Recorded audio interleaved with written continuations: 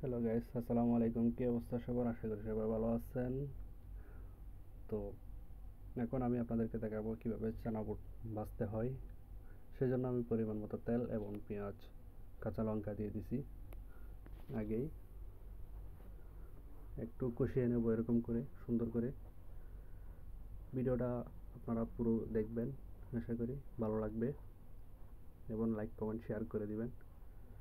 ভিডিওটি ভালো লাগলে সাবস্ক্রাইব করে দিবেন যারা সাবস্ক্রাইব করেনি। এখন আমি দিয়ে দিচ্ছি এগুলা কাঁচা মরিচ আর পেঁয়াজ যখন কষা হয়ে গেছে, এরপর আলু দিয়ে দিচ্ছি সুন্দর করে। এরপর একটু কষিয়ে নিতে হবে ভালো করে,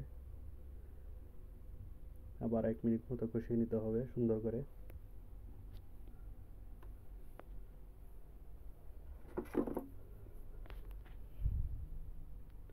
দেখেন কত সুন্দর করে ভাজতে হয়। ব্যাচেলর জীবনের সবচাইতে মনে করেন আরামদায়ক শর্টকাট রেসিপি যেটা বলে।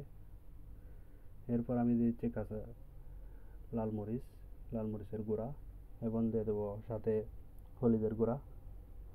এরপর দিয়ে দেবো ধনিয়ার গুঁড়া এবং জিরার গুঁড়া। এখন দিয়ে দিচ্ছি হলুদের গুঁড়া। এরপর মশলা দিয়ে দেবো।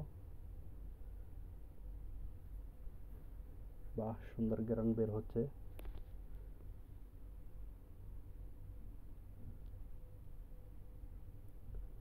এরপর দিয়ে দেবো হালকা মতো পানি,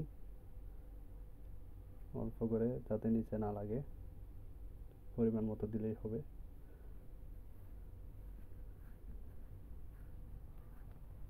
লবণ আপনারা টেস্ট মতো দিয়ে দিবেন। এরপর আমি দিয়ে দেবো টমেটোগুলা। টমেটোগুলো একটু পরে দিলে ভালো হয় আর কি, খেতে ভালো লাগে। এরপর এরকম একটু নাড়াচাড়া করে কষিয়ে রাখতে হবে 1 মিনিট।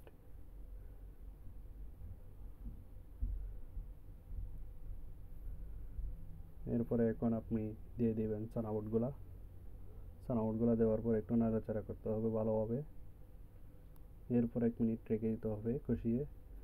দেখবেন হয়ে গেছে। অনেক মজাদার একটা রেসিপি হয়েছে, মাশাল্লাহ।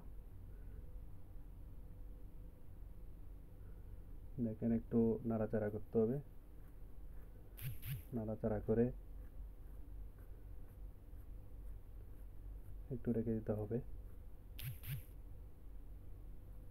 1 মিনিট রেখে দেওয়ার পরে আপনার রেসিপি হয়ে গেছে, মাশাল্লাহ। চানা বুট হয়ে গেছে আমাদের। এখন এগুলা খেতে হবে, অনেক মজা করে খাবো আর কি, আপনারা তো খেতে পারবেন না। ভিডিওটি ভালো লাগলে লাইক কমেন্ট শেয়ার করে দিবেন এবং যারা সাবস্ক্রাইব করনি সাবস্ক্রাইব করে দিবেন। পরবর্তীতে নতুন ভিডিও নিয়ে আসবো ইনশাল্লাহ।